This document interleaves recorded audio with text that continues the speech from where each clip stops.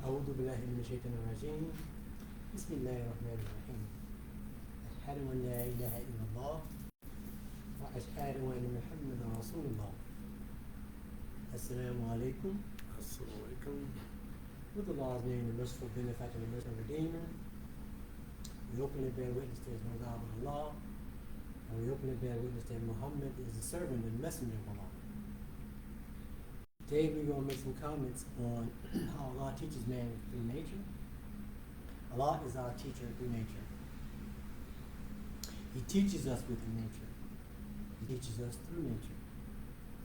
We think, man may think that he's the number one teacher, especially in like a school setting, school settings.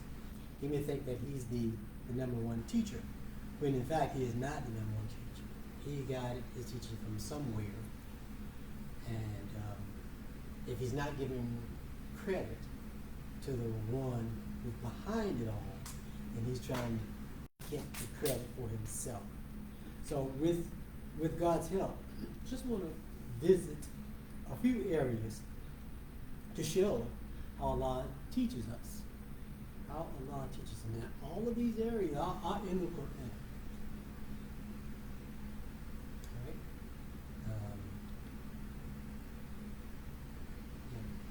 These areas are in the Quran, so they're something that we're familiar. And what I mean by Allah teaches us through nature, if you can picture the environment, you can picture the environment, which is like say for example a rainforest, right, that hasn't been contaminated yet by man. It's really lush, it's green, it's almost like a tropics. Before man come in and start cutting down trees and doing all these things, that environment is a type of environment that our first person was in, Adam. He was in an environment like that. And in an environment like that, things speak to you. If you're alert, there are things in that environment that speak to you. For example, if we just say the first man was in an environment like that, and it just all of a sudden started to rain. Right? So now remember, this is the very first environment. It was not contaminated. It was pure. And it hadn't been corrupted like some of the environments we see today. Some of the forests or jungles or whatever. It hasn't been contaminated, haven't been tampered with or anything. It's still pure. So he's in this man is in this environment. And the first thing happened, all of a sudden, starts raining. And so he's wondering, what in the world is that dropping on me? This is the first man. What are these things drops falling on me? So as it goes, they come down heavier and heavier and heavier. The rain gets heavier and heavier and heavier. And he quickly thinks, well, I need to get some kind of shelter. Get something to cover me from this. So in that environment, you have these big leaves like elephant leaves. You've seen them like in tropical environments where the leaves grow up. They're almost like elephant ears, they're really big. First thing he does, that man does, he grab one of those leaves and put it over his head. So he don't get so wet to keep the rain off of himself.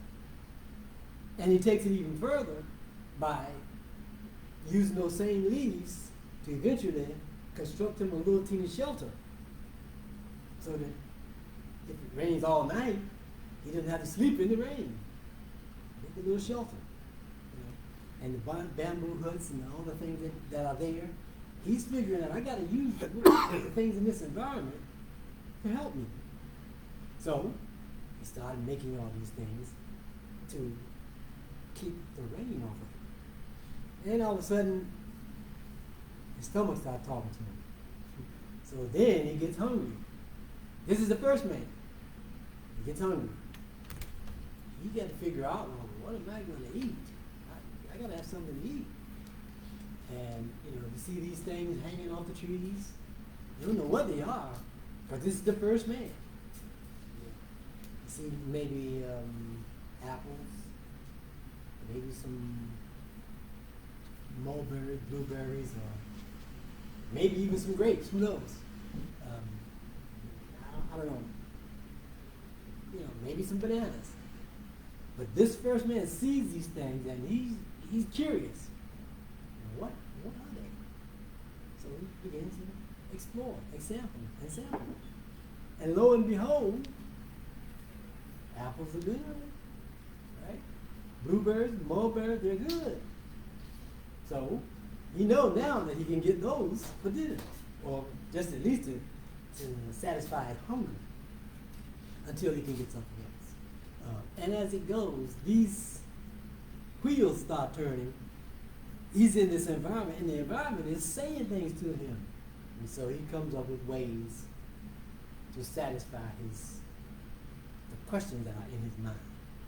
Now, fast forward a little bit. He goes over maybe towards the open space, and they see birds, ravens or seagulls or whatever, close to the water, right? And this first man, these are new things to him. But he goes over toward maybe the shore, and they see these things, seagulls, ravens, birds of all kinds, and he's curious.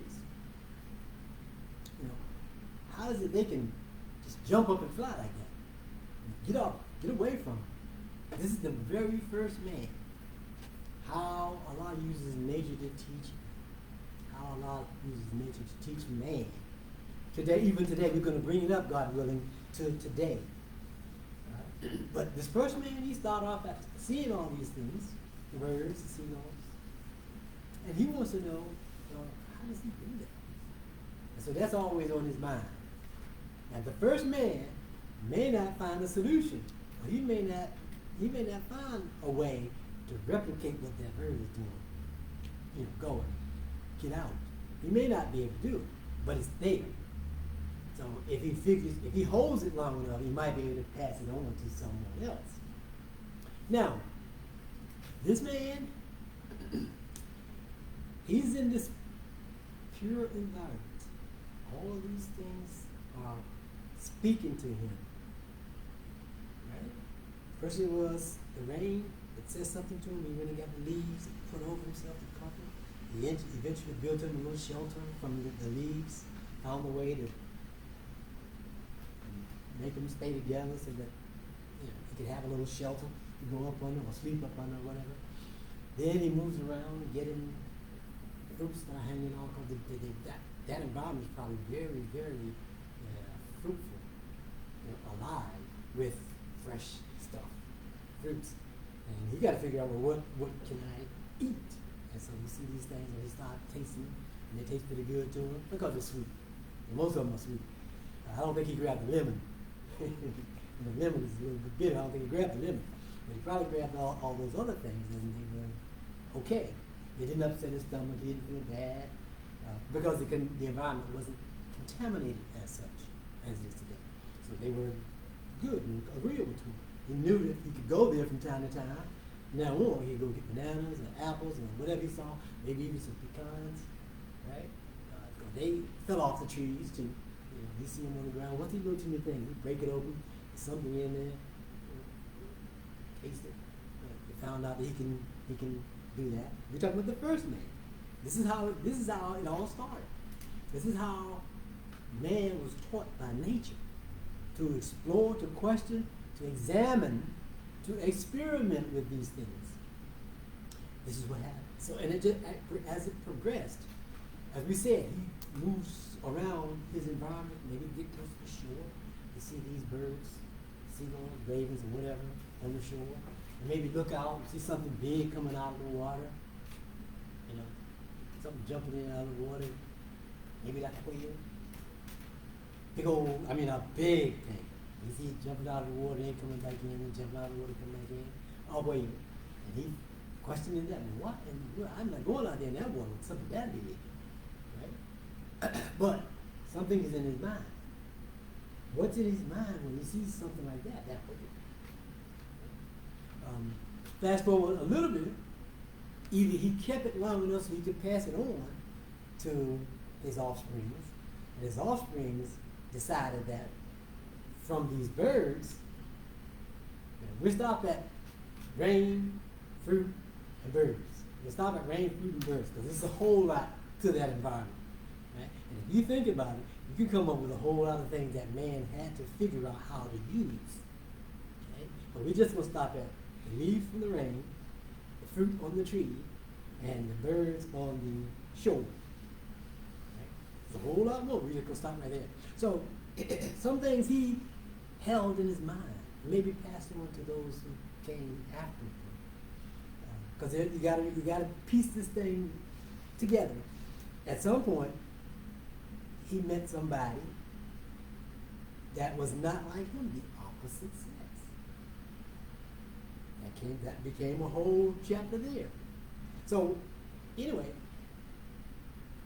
when he saw these things, especially that big thing coming up out of the water, not just little dolphins, he saw probably a whale. And his question was, well, what in the world is that thing? I'm pretty sure I don't go out there, because if I do, that thing may swallow me, eat me, swallow me.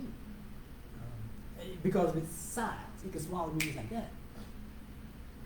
Eventually, he kept it passed it over to his children. His children found a way to replicate it. Not only did they find a way to replicate that big whale, they found a way to replicate that bird. Not only did they find a way to replicate that bird, they found a way to replicate his leaves making shelter for him, building him a shelter. Right? Now, go back fast forward. From that environment, the same type of thinking was applied to make something from that big old fish, whale that was jumping in out of the water. And they end up coming with, eons later on, end up coming up with a vessel that can go underwater and stay like he stayed, like that big whale stayed, and come up from time to time, go back under the water, stay down there for a while, come back up. What's up? That's all. That was the ultimate outcome of his seeing that big whale, that big fish, and he didn't want to go out there in the water because he thought it would swallow him up. That was the ultimate result of him seeing that. As for the birds, when he saw that, the ultimate outcome of him seeing those things jump up and just go was for him to make him a plane. That's the ultimate outcome of his understanding of how do I replicate those things. You know, they could just jump up and go. So what did he come up with? He came up with a plane. Allah is teaching him, nature is teaching him, the environment is teaching him what to do. And same thing with making the shelter. You know, making the shelter. Today we don't use leaves. As a matter of fact, some cultures may still use leaves to make shelters. Some of the huts may be still primitive or maybe still around. Maybe a lot of people have gotten away from that. But if you understand certain cultures, you'll see that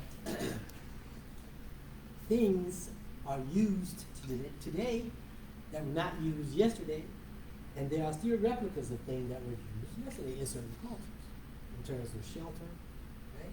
In terms of environment, right? All of these things that are there for man's use, the environment is teaching him. It's not a teacher there, like you go to school as a teacher. The environment is suggesting things to him. He got to figure out, well, how do I do this? What do I do with that? And what is it for? Right? And it goes on and on. Starting with something like the bird, starting with the whale. He came up with ideas what to do with it. And his ultimate idea was to make him a plane so that he could fly like that bird or the eagle, right? To build him a sub so he could replicate the whale. Right? He looked at ants. He looked at ants and did the same thing. What did he do from ants? He see that they go in the ground. He sees they go in the ground, and sometimes they come up and they build a little mound. His ultimate use of what the ants do or did is today he has built his highway system based on what the ants have did underground. The highway system that they have underground, he found out ultimately that we can do the same thing. So this is where we get our infrastructure. All the, like in LA and Atlanta, all those highways that just crisscross each other. If you could get a little camera, stick it in the ground like he did, you could see their highway system, for lack of a better expression, and it looks exactly like ours, the ants. So Allah teaches us from nature. He uses nature to teach us. Also, he may have seen this big thing that gnaws on wood, the beaver. And he watched him until he pulled the tree down. He just ate so much until the whole big old tree came down. I don't know how big it was, but maybe a couple of beavers. But they just eat. They eat hard wood. I don't know if they swallow it, digest it, but they do use them sharp teeth to bring trees down. And as a result, when they bring the trees down, they got a plan. It's not just something that they're doing for fun. They have a plan. And their plan is to dam up the water for their use, either to slow it down or stop it altogether. And they're using their teeth to do it. And the tree falls, and all of a sudden the water don't come down as much. And maybe they get another one put back here. Right? And so man understood that the beaver built dams, and now man builds dams. There's one right here on 17, there's a couple of them all over the place. There was one in Louisiana, Katrina, before they had a hurricane, but the dam broke and flooded out the area. But the idea of the dam, Allah used nature, the beaver, to teach man how to build the dams. So these are some of the things we're pointing out to us, how Allah uses nature to teach us. And we can go on and on. You know, there was this little fly, dragonfly. It's really proficient. And we are still trying to perfect that. We have this machine called the Osprey. You're probably familiar with Osprey. It's a helicopter. But it can go straight up. You don't have to go like a plane. You can go straight up and then go out. Can't go so fast and then stop. Go back in the opposite direction just yet. But they're working on it. That's what the dragonfly can do. But the engineers, the minds who have studied that fly, their plan is to build a machine that can operate just like a dragonfly in its movement. Learning from nature. Allah is teaching us with nature. All right? And the stars.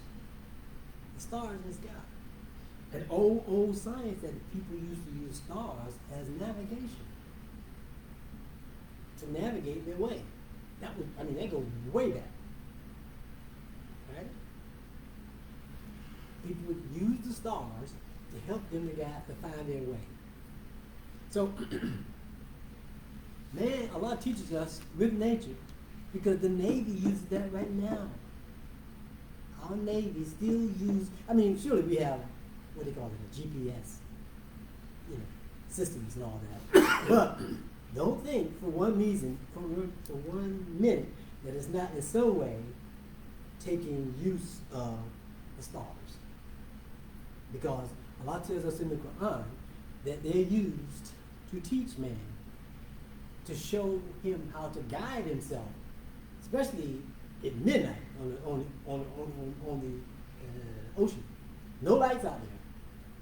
You can't even see your hand. You put your hand in front of your face. It's so dark. If you don't have some light on the boat, you can't see your hand. So, just some of the things we're highlighting how Allah uses nature to teach man. And another one, we have the bee, the bee who goes around collecting honey from honeysuckles and other things, collecting pollen and all that. Haven't we learned how to collect bee pollen? I take some bee pollen every day. Bee pollen is good for you. But anyway, he understood that what the bee collects, not only is it good for him, it's good for the crops. They pollinate the crops. You know? And if they didn't pollinate the crops, a lot of agriculture would be in trouble. So Allah used that creature, the bee, to teach man how to pollinate things and how to collect honey and whatever he collects to use for man. You know, and we know that honey is in the Quran as a healer. If you take honey, it's a healer. It's a natural healer. And they say the Queen Cleopatra used it extensively during her period, honey. So just some of the things, how the environment, Allah uses the natural environment to teach me. And when I can't forget the tree, the mighty tree. As insignificant as people may think it is, it has more use than any other plant, the tree. Right? We say that our family tree. Okay? And where do we get that from? Looking at studying the tree. How trees have all these branches. Right? And some of them, like in that park in California, they have trees that are hundreds of years old, and they preserve them as much as they can. But they have branches going everywhere, and each branch, symbolically speaking, can represent a branch of your family or a branch of knowledge. So we use the tree for a lot of things. Not to mention furniture, right? Not to mention firewood. A host of things we use the tree for. Shade in the summer when it's hot, you go running, get up under a shade tree to get cool off. But that plant is used more than, it has more use than a lot of other plants. And Allah uses it to teach man. So we have to give credit where credit is due. And you know what? You might find some of this in science books. You know, they may put some of this in science books. But it just took so long. This was revealed more than 1,400 years ago, before they were documenting science. So this is just to say that Allah teaches us from the natural environment. It's not to say anything unusual. It's not to say that we think we are better than anybody else. We got something that nobody else had. Allah knows best. And we just recognize certain things, whereas others may not recognize. And now that when you recognize it, you give credit where credit is due.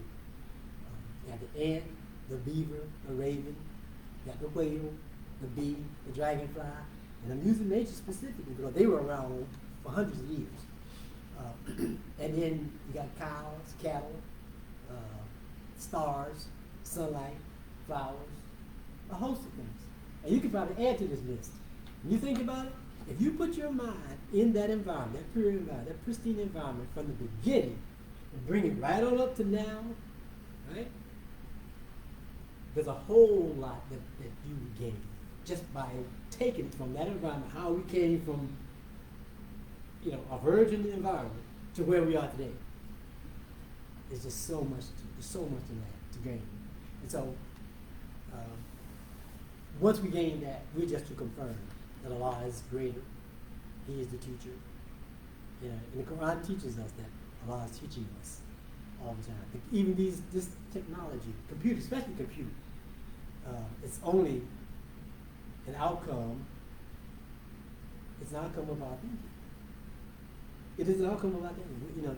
Everybody may not realize it, but it's an outcome of our thinking. And so to conclude, just a few words of encouragement. We know that Allah is almighty, all powerful, all hearing, all seeing. But we should remind ourselves that Allah is blessing us. We should say that regularly. We should say that Allah cares for us. We should remind ourselves that Allah cares for us. If nobody else don't care for us, Allah cares for us. And there's plenty proof of that. We should tell ourselves that Allah is exalting us. Believe it, and go in here and find yourself in here and prove that Allah is exalting you. Because you know where you was. From there to here, that's an exaltation. Right? We should remind ourselves that Allah is forgiving us. Allah is all forgiving, isn't He? We say that all the time. Just remind. These are what they call motivational type things. We should remind ourselves that Allah is guiding us. And make it individual. Say, Allah is guiding me. Just take it personal. Say, Allah is guiding me. We should also say, Allah is helping me. And He is. Right? Allah is helping me. We should say, Allah is interested in me. He is interested in the human more than any other creature. So am I not a human? Say, no. We should say, Allah listens to me. We say that in our prayer. Sami Allahu liman hamidah, don't we? Allah hears him who praises Him. So these things we should say on a regular basis to ourselves, because there's a lot that are coming at us to cloud your thinking. We should say Allah is molding us for something. We should say that. We should remind ourselves Allah is nourishing us. We're not being nourished by anything else now. Not even the food that we eat, because sometimes we got contaminated foods. We think we're getting the best we can, but still, things are so contaminated today. It's a challenge to get some really uncontaminated food. Allah is protecting us. We can tell ourselves that. We tell our children that Allah is protecting us. Right? Allah resurrects us. Every time we wake up every day. And one of them. If you don't, they say sleep is the sister to death. So if you wake up, Allah is resurrecting you again. We should remind ourselves. Allah is protecting us. Allah is protecting me. Allah is sustaining me. I don't stand up here on my own. Our teacher told us, he gave an example one time. If you try to think about standing up, that would be so much of a preoccupation. You got to think about standing up. You don't have to think about that. It's just something that Allah does. But if you had to give some attention to it, well, I got to stand up. You can't think about nothing else. So Allah is sustaining us. Allah is teaching us as we was coming here. Allah understands me. He understands me better than anybody. He's closer to me than my jugular vein. We say that. Allah is with me. Allah is with us. And Allah is knowledgeable of us. He knows what we know not. He even told you, Iblis. That was the question, but Iblis, he doesn't. He thinks he knows. And he thinks that, he thinks that he's doing the right thing.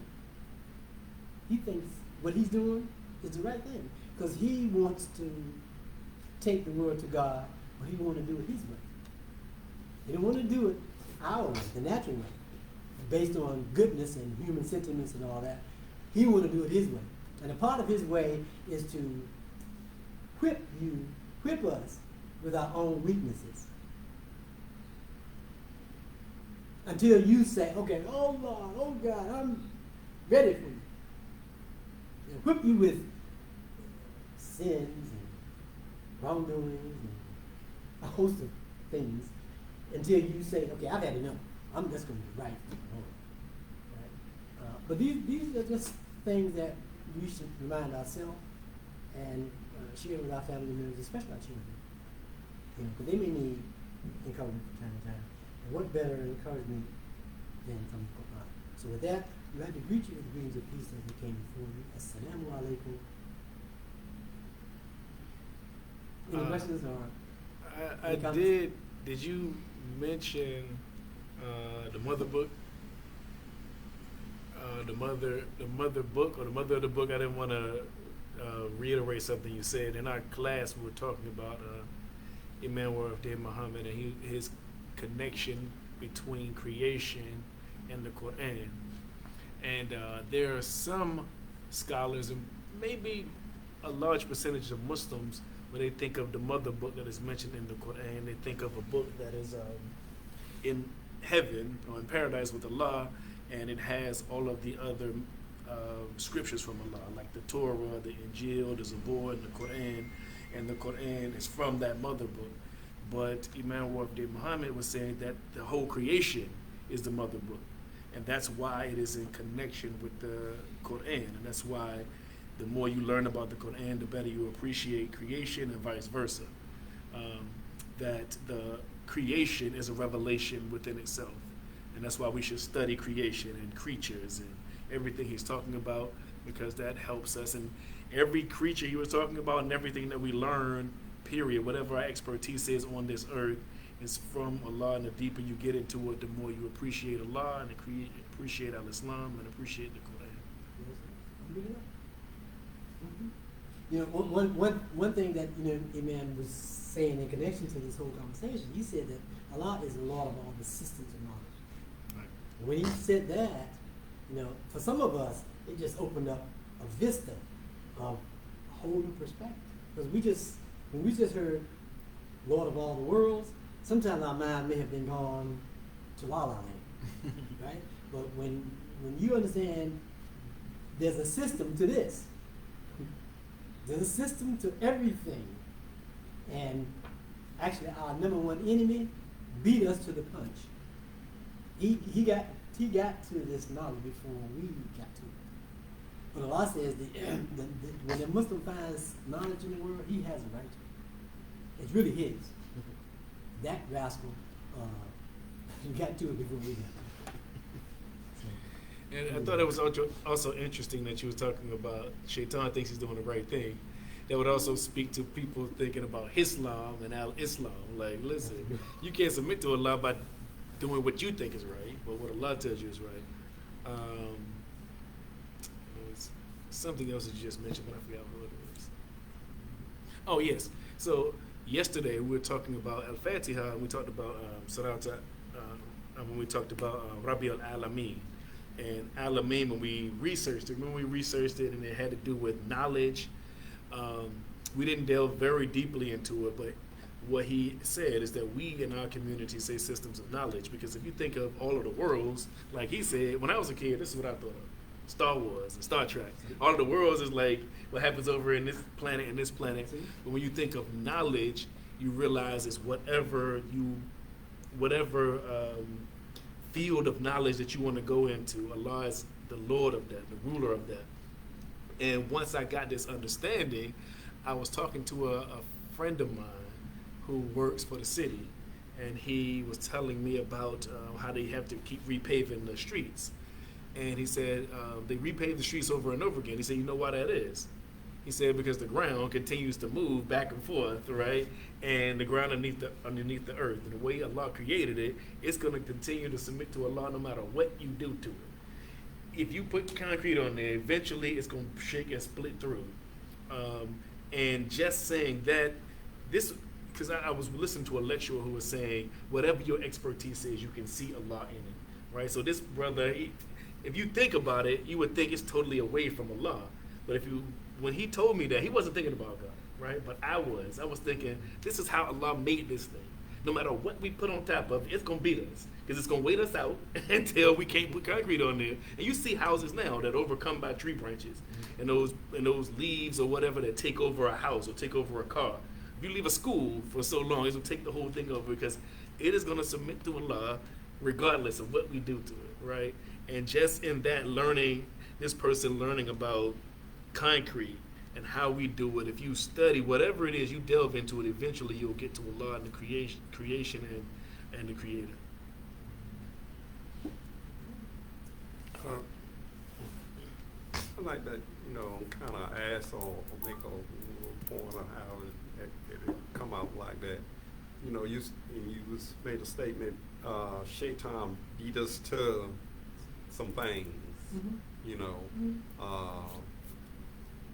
but in the sense of saying he beat us to, and one like example where people say, well, the Indians was already over here and they hadn't developed the country, so you can look at that as them as Shaitan and what they did. But is it is that so wrong that they develop it before somebody else? If they were there and they want to develop it, you know, I'm just seeing how you, You asking me?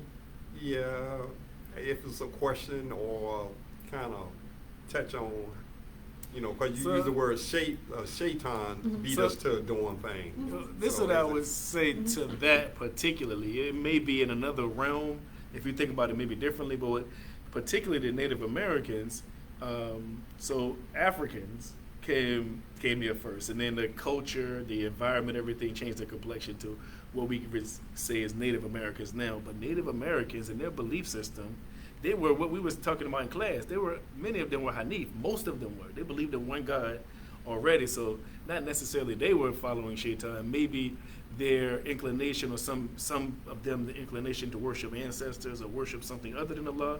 But the overwhelming majority of them worship one God. They just didn't call him Allah. So that might not be a good example of Shaitan beating us to the punch. Him trying to steer us away from Allah, or trying to steer us into our desires, may be a better example of it. When we as Muslims, or just people who are good people who want to believe in Allah, and then they start getting invested in greed, or invested in doing something, jealousy, or all these other negative connotations, that's Shaitan understanding our nature and then using it against us. But not necessarily people from different places around the world, because they all began as Muslims. They weren't called Muslims, but they were submitting their will to the one God. Everybody all over the planet was. And Native Americans particularly. I just bought this book called The Gospel of the Red Man. A Muslim online recommended that book. As soon as I got that book, those people were Muslim. If a Muslim came to them and taught them Islam, they'd be like, this is what I know all along. I just didn't know to pray 5 times a day. I didn't know to say Al-Fatiha. The same way when Prophet came to the people in the Bedouins, they said, we Muslims already. No, they said they believers. He was like, no, you Muslims. You're not believers yet. You never heard this Quran. You never met me before. So in the same way, all over the world, is people that are like that, or their culture originated in that fashion. That they were Muslims. They've been taught the religion. They may have deviated a little bit, but they all initially believed in Islam. When I said that Allah, Shaitan got there before us, you know, there are a lot of things that mentality, that kind of thinking, the Shaitan thinking, has done that are good. Everything in the world is not bad. We use a lot of things that are good now, but we didn't get to those. We didn't get to before he got to it. And there are some things that we did get to before he got to it. But you just need to know he's been busy. Like, we may relax, he ain't relaxing. We may want to take a vacation. You take no vacation? You take no vacation. So you know, if he beat us to understanding human nature, for example, because that's where he gets most of us, then we should have been there first. But he got it, and he cultivated and exploited it too. I just want to say before we start, there's some fruit and stuff that Sister Ruth brought. Some oranges, some apples, and some other stuff out there. So even if you don't get it now, before you leave, grab an apple or some water or orange, or I can't remember what else, other fruit she had out there. Also, let me turn this off. Were you able to get in contact with your niece about the housing thing? No. not Okay. And Brother Aaron, you hear about I'm giving to ask you about Atlanta? that. You had the inside scoop before I did. I mean, you say the same thing. You say the same thing.